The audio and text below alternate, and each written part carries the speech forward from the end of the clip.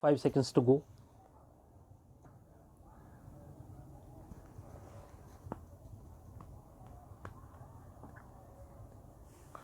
Start.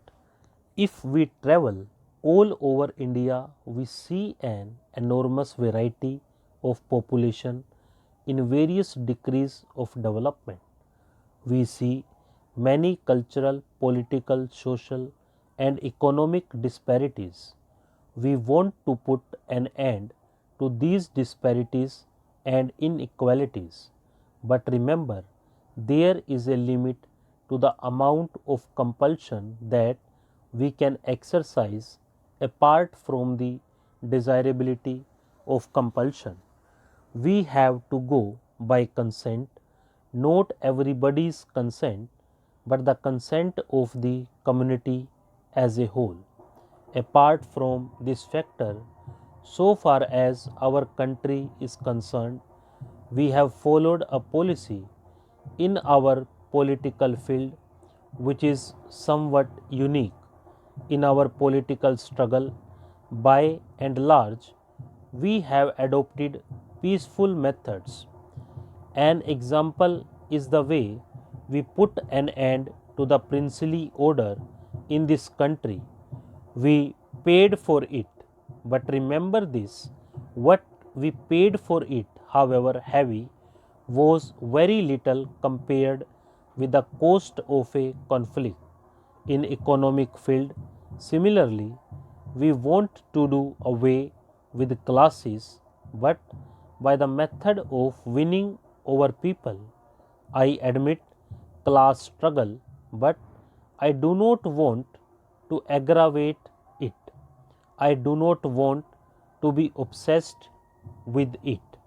I want to get rid of it as far as possible without aggravating the struggle.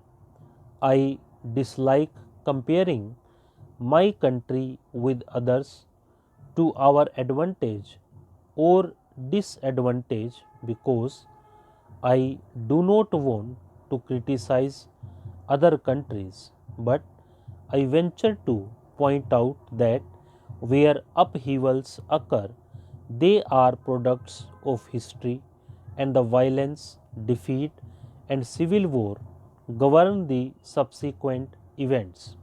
Some honorable members seem to think that in order to have progress, they must destroy.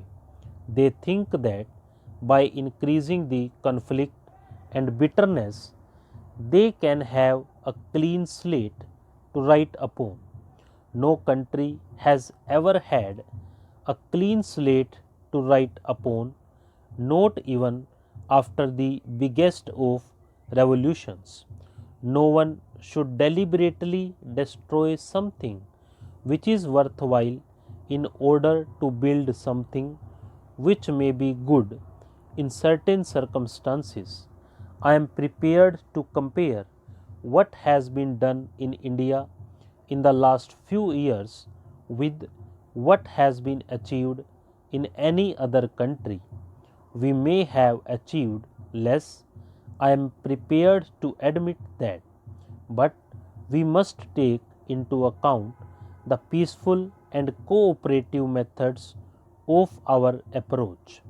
You may say that even taking this peaceful cooperative method of approach, we might have gone faster, but I am not sure. The word democracy, I know, can mean many things, but I am talking of what is called parliamentary democracy. There are other methods which may equally be democratic, but which are different. Why have we chosen parliamentary democracy? Because we think that in the long run it produces the best results. If we come to the conclusion that it does not produce the best results, well, we change it obviously because we want results. What are the results we are aiming at? National well being and the happiness of the millions and millions of our people. We have at the present moment a country which is industrially not developed, although we are industrially more developed than any other country in Asia apart from Japan. I am not at the moment taking into consideration the Soviet regions of Asia. Apart from these two exceptions, India is industrially better developed than any country, certainly more than China. Nevertheless, we are an underdeveloped country. Our standard of living is low.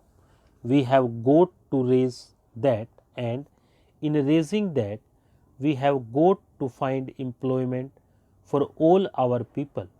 What are our objectives? We may define them in many ways, but perhaps one way which is more important than others is to find progressively fuller employment till we reach full employment through increased production. You may also say that greater production ought to imply better distribution.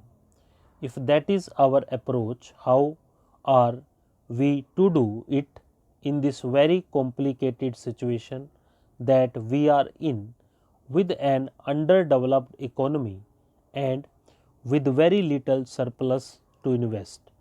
We cannot compare our problems with those of the industrialized West because they have had centuries or at any rate generations of growth.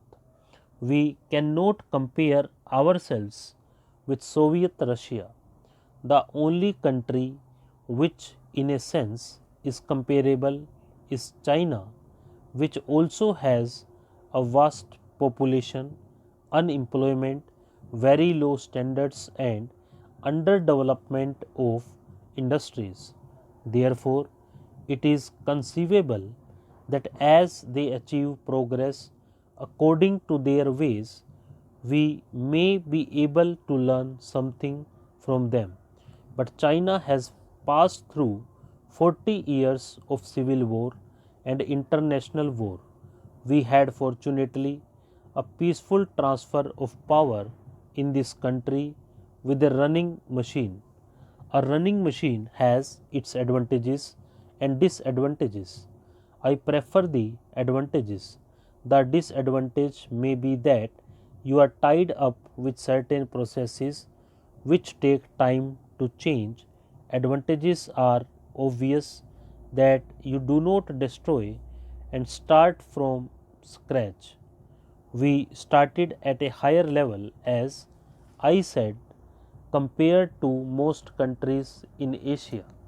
This has led to stability, political, economic, and social, which shall help growth. Stop.